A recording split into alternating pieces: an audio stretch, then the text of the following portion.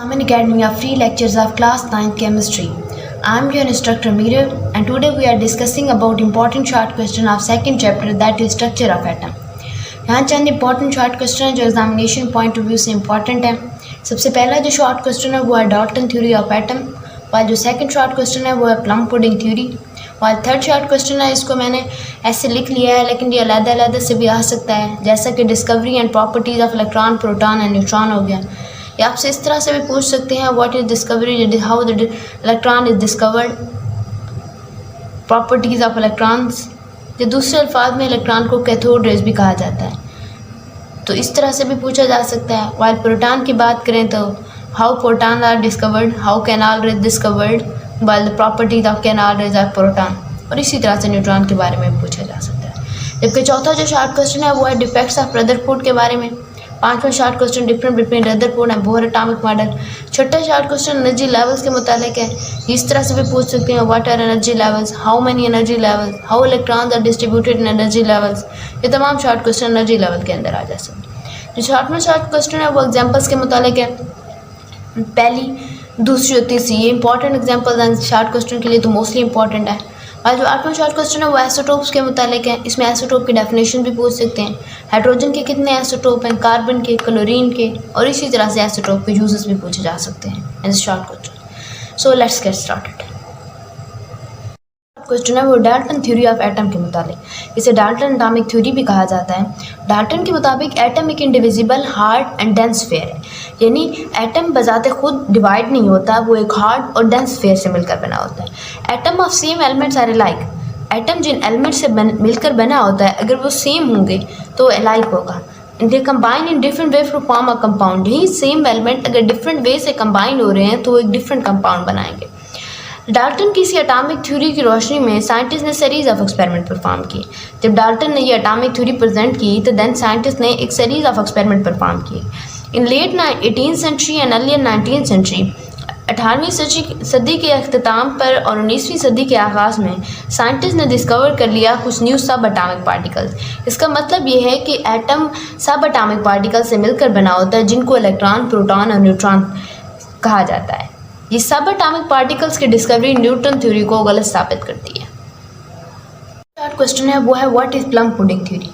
1886 के अंदर गोल्डस्टाइन ने डिस्कवर किया पॉजिटिवली चार्ज पार्टिकल्स, जिनको प्रोटॉन कहा जाता है, वाइल 1897 के अंदर जे थॉमसन ने डिस्कवर किया नेगेटिवली चार्ज पार्टिकल्स, जिनको इलेक्ट्रॉन्स कहा जाता है।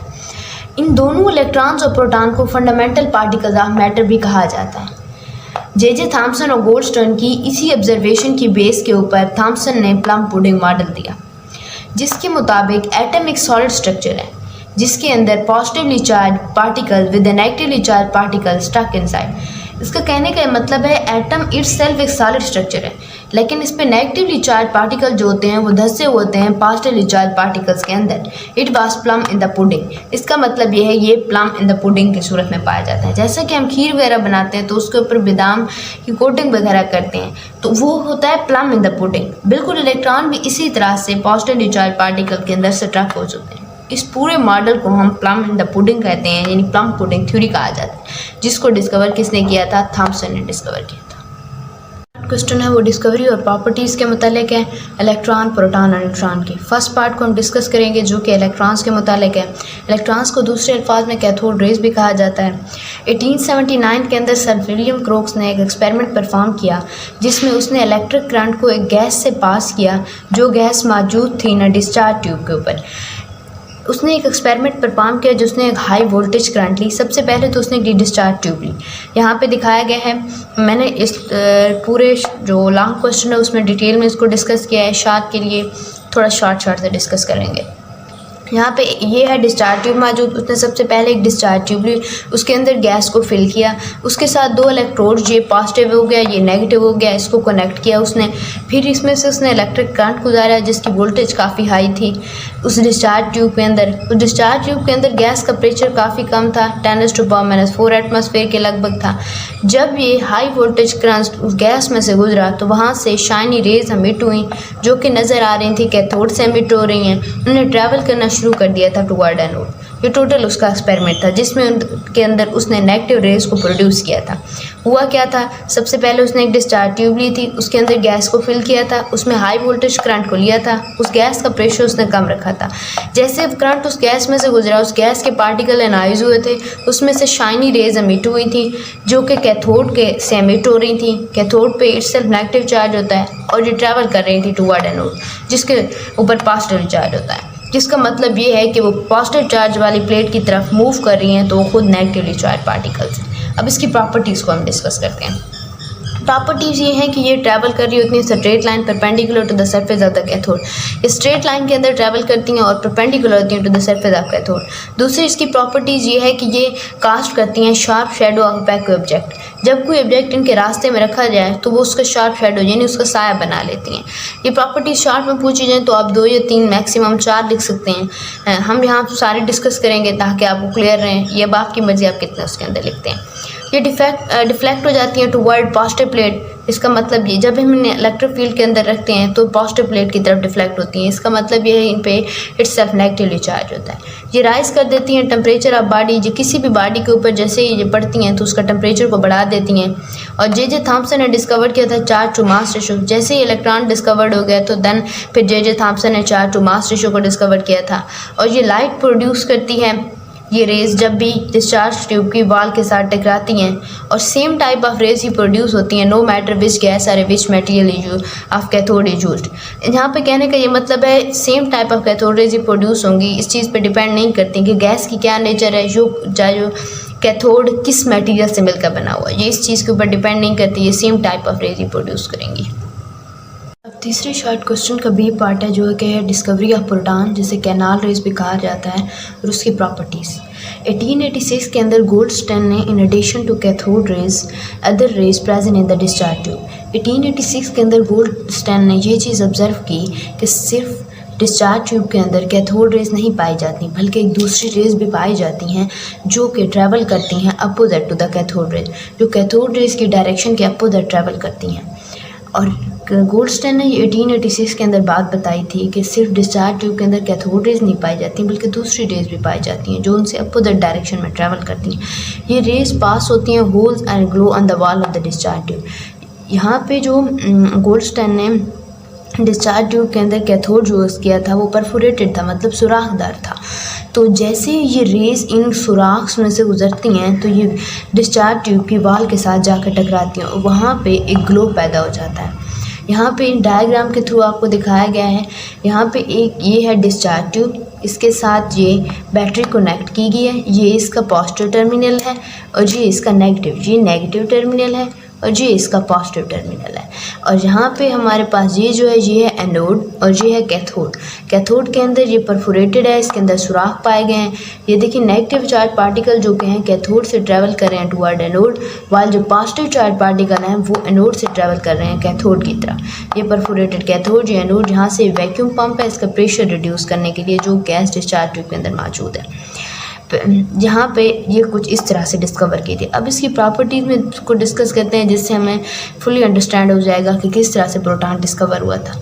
ये रेज ट्रैवल करती हैं opposite direction to the cathode rays, ये बात हम पहले पढ़ चुके हैं। और दूसरी ये रेज का पता कैसे चला कि इन पे कौन सा चार्ज है, तो इनकी डिफ्लेक्शन करवाई गई थी इलेक्ट्रिक और मैग्नेटिक फील्ड के अंदर। इलेक्ट्रिक फील्ड के अंदर जब इन रेज को रखा गया तो ये पॉजिटिव चार्ज की प्लेट की तरफ मूव कर रही हैं जिससे पॉजिटिव चार्ज शो कर रही हैं, मतलब ये ट्रैवल कर रही हैं टुवर्ड नेगेटिवली चार्ज प्लेट। लेकिन इससे ये जाहिर होता है कि इनके ऊपर पॉजिटिवली चार्ज पाया जाता है।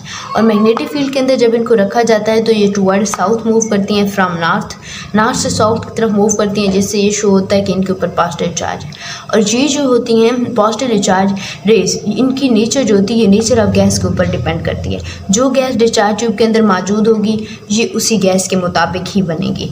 और दूसरी ये जो रेज होती हैं ये एनोड से ऑरिजिनेट नहीं होती। पहले तो यही लगता था कि जो कैथोड रेज होती हैं वो कैथोड से निकलती हैं और उन पर नेगेटिव चार्ज होते हैं, तो एनोड रेज यानी कैनाल रेज जो होती हैं एनोड से निकलती होंगी क्योंकि इनके ऊपर पॉजिटिव चार्ज है। लेकिन ऐसा नहीं था। बाद में लेटर स्टडी से ये मालूम हुआ ये उस वक्त प्रोड्यूस होती हैं जब इलेक्ट्रॉन जो कैथोड रेज भी कहा जाता है। जब वो डिस्चार्ज ट्यूब के अंदर मौजूद गैस के साथ टकराते हैं तो उन इलेक्ट्रॉन्स के गैस के मालिक्यूल जो कि न्यूट्रल मालिक्यूल हैं उनसे टकराने से गैस के मालिक्यूल की आयोनाइजेशन होती है, जैसा कि यहाँ पे दिखाया गया। M एक गैस का मालिक्यूल है, जब इलेक्ट्रॉन इसके साथ टकराता है तो ये अपना इलेक्ट्रॉन लूज कर देता है और पॉजिटिव स्टेट में चला जाता है, 2 इलेक्ट्रॉन अंदर शामिल हो जाते हैं। तो इस टाइम के ऊपर पॉजिटिव रेज प्रोड्यूस होती हैं और ये ट्रैवल टू वर्ड तो कैथोड कर रही होती हैं, लेकिन ये एनोड की तरफ से नहीं आ रही होती, बल्कि ये उस वक्त प्रोड्यूस होती हैं जब गैस के साथ कैथोड रेज टकराती हैं। और इन पॉजिटिव चार्ज पार्टिकल्स का मास जो होता है मास ऑफ प्रोटॉन के इक्वल होता है। और हमें ये बात भी पता है जो मास ऑफ प्रोटॉन है वो 1834 टाइम ग्रेटर है than the mass of electrons के।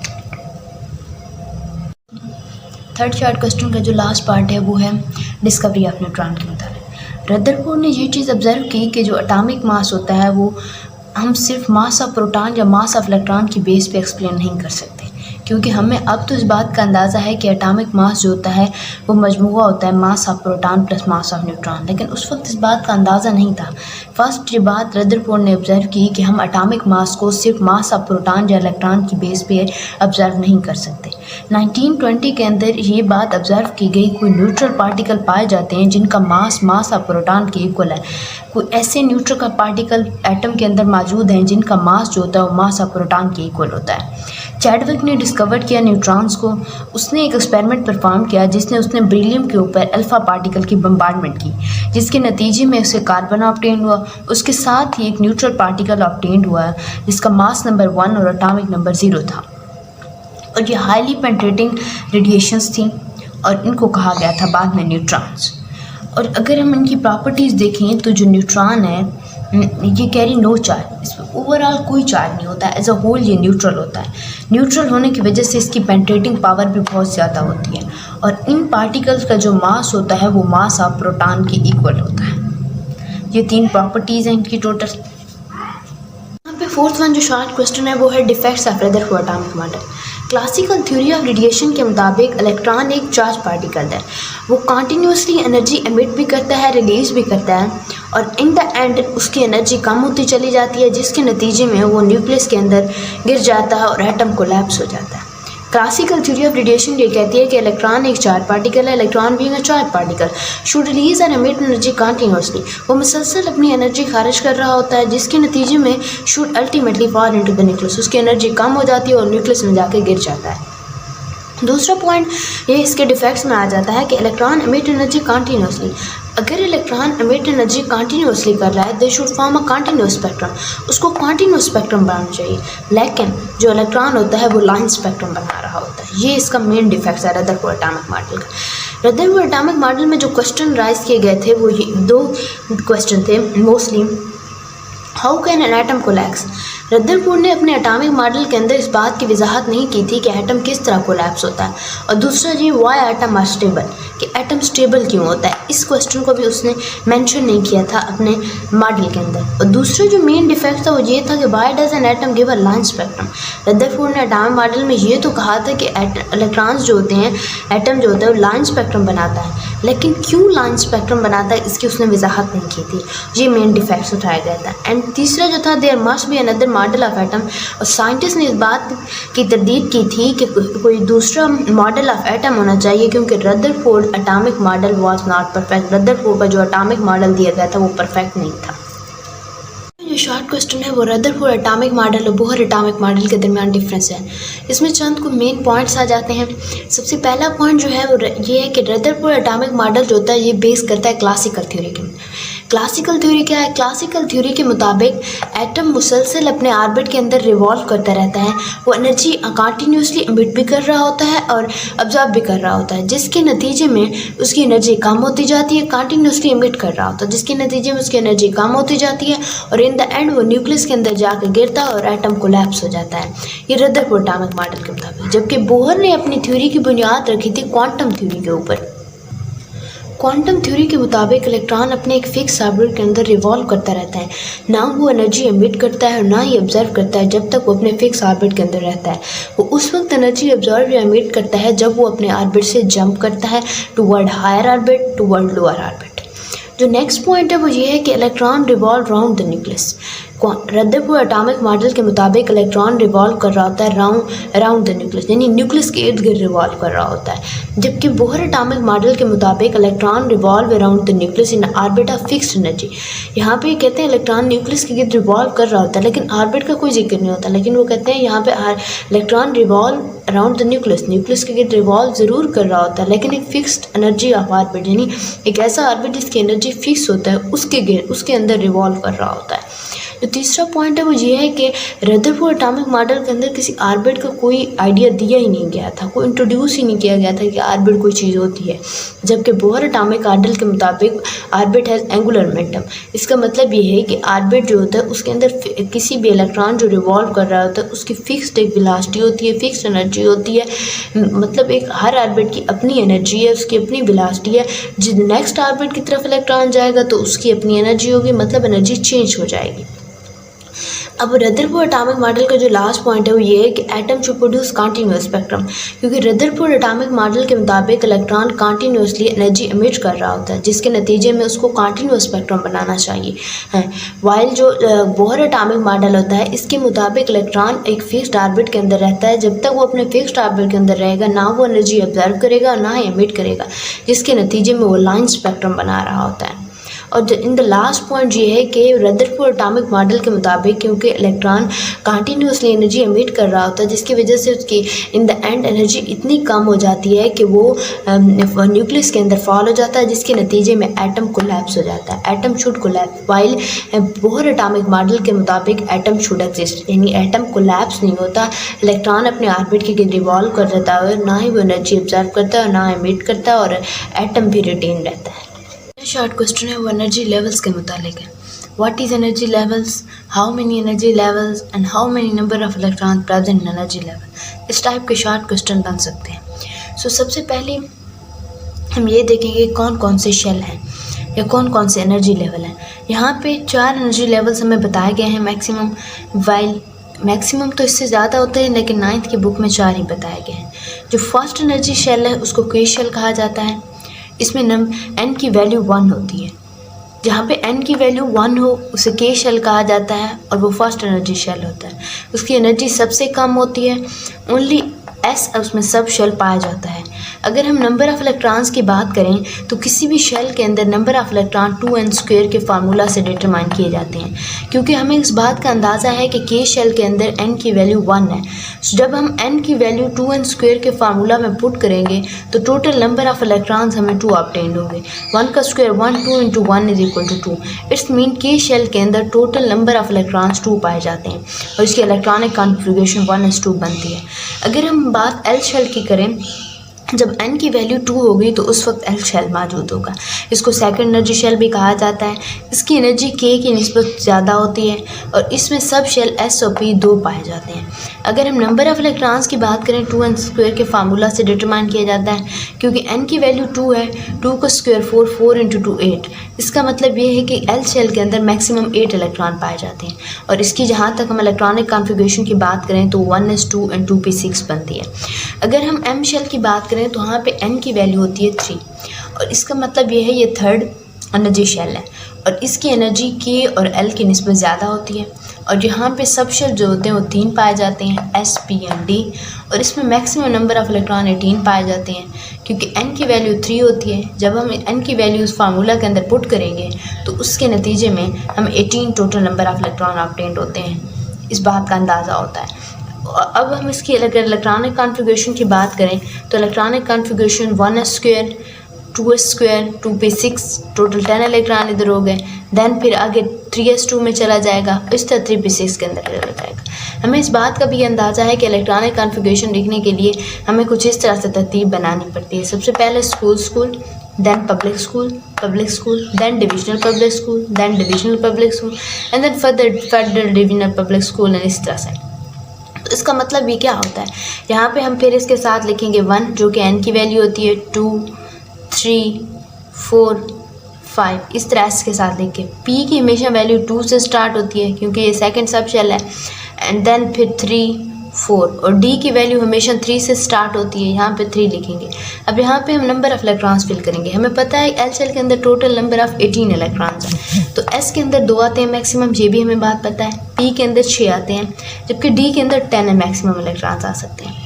और हमें इस बात का भी अंदाज़ा है कि एल शेल के अंदर एम शेल के अंदर 3 सब शेल पाए जाते हैं। तो इसकी इलेक्ट्रॉनिक कॉन्फ़िगरेशन करने के लिए पहले हम एस के अंदर दोनों के अंदर फिल करेंगे, फिर पी के अंदर फिल करेंगे, ये 10 इलेक्ट्रॉन हो जाएंगे। देन फिर 3s2 के अंदर फिल करेंगे, देन 3p6 के अंदर फिल करेंगे, ये टोटल जाके 18 इलेक्ट्रॉन्स हो जाएंगे। इसकी इलेक्ट्रॉनिक कॉन्फ़िगरेशन यहीं तक फिनिश हो जाती है। अब हम एन शेल की बात करें तो उसमें एन की वैल्यू होती है 4। अब यहाँ पे ये 4th एनर्जी शेल है, तो उसकी एनर्जी की एल और एम तीनों सब शेल से ज़्यादा शेल से ज़्यादा होती है। सब शेल इसके अंदर 4 पाए जाते हैं। और अगर हम इसके नंबर ऑफ़ इलेक्ट्रॉन्स की बात करें तो टोटल 32 नंबर ऑफ़ इलेक्ट्रॉन्स पाए जाते हैं और इसके इलेक्ट्रॉनिक कॉन्फ़िगरेशन बिल्कुल इसी तरह से होती है। चंद एग्जांपल्स दी गई जिनमें हमें या तो किसी एलिमेंट का एटॉमिक नंबर दिया गया है, या किसी एलिमेंट में मौजूद इलेक्ट्रॉन बताए गए हैं, या उसका आयन या एटम के मुतालिक बताया गया है, और फिर उसकी इलेक्ट्रॉनिक कॉन्फ़िगरेशन मालूम करनी है। जैसा कि एग्जाम्पल 2.1 में बताया गया है कि electronic configuration of an element having 11 electron. हमें एक ऐसे एलिमेंट की इलेक्ट्रॉनिक कॉन्फ़िगरेशन करनी है जिसके अंदर 11 इलेक्ट्रॉन पाए गए हैं। तो हमें इस बात का अच्छी तरह से अंदाज़ा है कि 4 शेल पाए जाते हैं किसी भी एटम या आयंस की इलेक्ट्रॉनिक कॉन्फ़िगरेशन करने के लिए। शेल्स के अंदर सबसे पहला जो शेल आ जाता है वो पी शेल है, जिसके अंदर मैक्सिमम 2 इलेक्ट्रॉन्स आ सकते हैं। उसके बाद है एल शेल, जिसके अंदर मैक्सिमम 8 इलेक्ट्रॉन्स आ सकते हैं। उसके बाद है एम शेल, जिसमें मैक्सिमम 18 इलेक्ट्रॉन आ सकते हैं। क्योंकि हमें ये बात बताई गई कि उनके अंदर 11 इलेक्ट्रॉन है, तो इसका मतलब है 2 तो के में चले जाएंगे, 8 एल में चले जाएंगे, बाकी कितने बचेंगे, वो टोटल 1 बचेगा जो कि वो एम में आ जाएंगे। ये होती है इलेक्ट्रॉनिक कॉन्फ़िगरेशन किसी भी एलिमेंट के जिसका 11 इलेक्ट्रॉन्स पाए गए हों, जिसके अंदर ये 11 एटॉमिक नंबर हो। अब इसको स्ट्रक्चर रिप्रेजेंट किया गया है कि ये पहला जो सेंटर में है ये न्यूक्लियस है, ये पहला शेल के शेल है, उसके बाद वाला शेल जो है वो एम शेल है, उसके बाद जो तीसरा शेल लास्ट शेल है वो एम शेल है। के अंदर 2 इलेक्ट्रॉन पाए गए हैं, लिहाजा इनको इस तरह से रिप्रेजेंट किया गया है। और एल के अंदर जो होते हैं 8 इलेक्ट्रॉन पाए गए हैं, इनको इन डॉटेड से रिप्रेजेंट किया गया है 8 को। और एम के अंदर 1 इलेक्ट्रॉन पाए गया है, जिसको ऐसे रिप्रेजेंट किया गया। अब अगर हम दूसरी एग्जांपल को देखें तो उसके अंदर हमें क्लोरीन आयन की इलेक्ट्रॉनिक कॉन्फ़िगरेशन मालूम करनी, क्योंकि हमें इस बात का पता है क्लोरीन का 17 एटॉमिक नंबर है, मतलब इसके अंदर 17 इलेक्ट्रॉन पाए जाए। लेकिन अगर क्लोरीन आयन की बात करें तो इसका मतलब इतने 1 इलेक्ट्रॉन एक्सेप्ट किया है। अब इसके अंदर टोटल इसका एटॉमिक नंबर तो वैसे ही 17 है, लेकिन इसके अंदर इलेक्ट्रॉन 18 है, तो इसकी इलेक्ट्रॉनिक कॉन्फ़िगरेशन करते हुए हमें 18 इलेक्ट्रॉन को मद्देनज़र रखना होगा। के अंदर 2 शेल आएंगे, 2 इलेक्ट्रॉन्स आएंगे के शेल के अंदर। एल शेल के अंदर 8 इलेक्ट्रॉन्स आते हैं, 10 इलेक्ट्रॉन जहाँ कंप्लीट हो जाएंगे, टोटल 18 है, तो एम के अंदर रिमेनिंग 8 चले जाएंगे। तो इस तरह से क्लोरीन आयन की इलेक्ट्रॉनिक कॉन्फ़िगरेशन की जाती है। अगर हम क्लोरीन एटम की इलेक्ट्रॉनिक कॉन्फ़िगरेशन करते हैं तो यहाँ 7 इलेक्ट्रॉन्स आते हैं एम शेल के अंदर। अब जो तीसरी एग्जांपल है उसमें भी हमें इलेक्ट्रॉनिक कॉन्फ़िगरेशन मालूम करनी है, लेकिन इलेक्ट्रॉनिक कॉन्फ़िगरेशन जहाँ हमें एम शेल की मालूम करनी है, जिसके अंदर 5 इलेक्ट्रॉन मालूम है। यहाँ कहने का ये मतलब है कि एम शेल के अंदर 5 इलेक्ट्रॉन मौजूद हैं। कोई ऐसे एलिमेंट की इलेक्ट्रॉनिक कॉन्फ़िगरेशन करो जिसके एम शेल के अंदर 5 इलेक्ट्रॉन पाए गए हों, तो इसका मतलब ये हुआ कि इससे जो पीछे वाले 2 शेल हैं, जब के और एल शेल, वो कम्प्लीटली फिल्ड हैं, फिर जाके एम शेल फिल्ड होता है ना। पहले इनर शेल फिल होते हैं, फिर उसके बाद आउटर शेल जो होते हैं या हायर एनर्जी शेल फिल होते हैं। तो इंक्रीजिंग ऑर्डर ऑफ एनर्जी के मुताबिक इलेक्ट्रॉन्स को फिल किया जाता है। तो पहले के में 2 रखेंगे, ये कम्प्लीटली फिल्ड हो जाएगा, फिर एल को कम्प्लीटली फिल करेंगे, देन एम में इलेक्ट्रॉन्स चले जाएंगे। तो इस तरह से अंदाज़ा होता है उस एलिमेंट का एटॉमिक नंबर 15 है। क्वेश्चन का जो रिमेनिंग पार्ट है वो है यूजेस ऑफ आइसोटोप्स के मुतालिक। सबसे पहले रेडियो एक्टिविटी में देखेंगे इसका क्या यूजेस है। रेडियो एक्टिविटी में ट्रीटमेंट ऑफ कैंसर के तौर पर ये आइसोटोप यूज़ होते हैं। इनमें फास्फोरस 32 हो गया, स्ट्रांशियम 90 हो गया, ये एमिट करते हैं हाईली पेंट्रेटिंग बीटा रेडिएशन। ये रेडिएशन जाके कैंसर सेल को किल करती हैं और जिसके नतीजे में स्किन कैंसर के ट्रीटमेंट के लिए भी यूज़ होती हैं। वाइल स्किन कैंसर के ट्रीटमेंट के लिए दूसरा कोबाल्ट 60 यूज़ होता है within the body and emit strongly penetrating gamma rays. और कोबाल्ट जो होता है ये स्ट्रांगली पेंट्रेटिंग गैमा रेज को एमिट करता है। ये ट्रीटमेंट ऑफ कैंसर के लिए भी इस्तेमाल होते हैं। दूसरा, ये trace of diagnosis and medicine और किसी भी ट्रेसर वगैरह हो गया या कोई भी ट्यूमर वगैरह हो गया उसके डायग्नोस करने के लिए भी आइसोटोप्स यूज़ होते हैं। जैसा कि आयोडीन 131 हो गया, ये diagnosis of goitre in the thyroid gland के अंदर मौजूद गोइटर की डायग्नोसिस करने के लिए आयोडीन 131 यूज़ किया जाता है। वाइल टेक्नीटियम जो होता है ये मॉनिटर करता है बोन ग्रोथ को, बोन की किस तरह से ग्रोथ हो रही है ये मॉनिटर करता है टेक्नीटियम। अगर हम तीसरे इसकी जूस की बात करें तो ये आर्चोलॉजिकल एंड जियोलॉजिकल जूस के लिए भी इस्तेमाल होता है। Radioactive isotope used to estimate the age of the fossil fuel. जो डेड प्लांट और एनिमल ज़मीन के अंदर काफ़ी अरसे से बरेड होते हैं उनको फोसिल फ्यूल कहा जाता है। उनकी एज वगैरह को डिटरमाइन करने के लिए भी रेडियोएक्टिव आइसोटोप इस्तेमाल किए जाते हैं। Age determination of very old object based on the half life of radioactive isotope, इसका radioactive isotope dating. Radioactive isotope dating की है कि किसी भी रेडियोएक्टिव आइसोटोप जो है रेडियोएक्टिव आइसोटोप्स की हाफ लाइफ मालूम करके हम किसी भी ओल्ड ऑब्जेक्ट की एज मालूम कर सकते हैं। अगर वो उसी रेडियोएक्टिव आइसोटोप्स की हाफ लाइफ के एग्जैक्ट इक्वल आ जाती है तो उस चीज़ को हम रेडियोएक्टिव आइसोटोप डेटिंग कहा जाता है। अब age determination of very old carbon containing object by measuring the radioactivity of carbon 14 in them it's called radioactive carbon dating वगैरह कहा जाता है। ये कहते हैं कि age determination of very old carbon, किसी भी ओल्ड कार्बन की एज डिटरमाइन करने के लिए कंटेनिंग ऑब्जेक्ट, जो किसी भी ऑब्जेक्ट के अंदर कार्बन बहुत से ऑब्जेक्ट के अंदर मौजूद होती है, कोई ऐसा ऑब्जेक्ट जिसके अंदर ओल्ड कार्बन मौजूद है, उस कार्बन की एज को डिटरमाइन करने के लिए हम मेजर करेंगे कार्बन 14 की रेडियो एक्टिविटी को, यानी कार्बन 14 की हाफ लाइफ को मेजर करेंगे। उससे हमें उस ऑब्जेक्ट जिसके अंदर कार्बन मौजूद है उसकी एज का पता चलेगा और इसको हम रेडियो कार्बन डेटिंग भी कहते हैं या कार्बन डेटिंग भी कहते हैं। आइसोटोप्स जो होते हैं ये केमिकल रिएक्शन और स्ट्रक्चर डिटरमिनेशन के अंदर यूज़ होते हैं। रेडियोएक्टिव केमिकल रिएक्शन के अंदर यूज़ होते हैं, ये उन रेडियोएक्टिव एलिमेंट को फॉलो करते हैं रिएक्शन के दौरान जिनका स्ट्रक्चर डिटरमाइन करना होता है। यानी ये रेडियो आइसोटोप्स केमिकल रिएक्शन के अंदर इस्तेमाल तो होते हैं लेकिन ये उन रेडियोएक्टिव एलिमेंट को फॉलो कर रहे होते हैं जिनका स्ट्रक्चर हमें डिटरमाइन करना होता है। जैसे कि कार्बन 14 ये एक रेडियोएक्टिव आइसोटोप है, इसको हम रिएक्शन में यूज़ करते हैं टू लेबल कार्बन डाइऑक्साइड जो कि इस्तेमाल होती है प्लांट में फोटोसिंथेसिस के लिए ताकि उससे ग्लूकोज बनाई जा सके।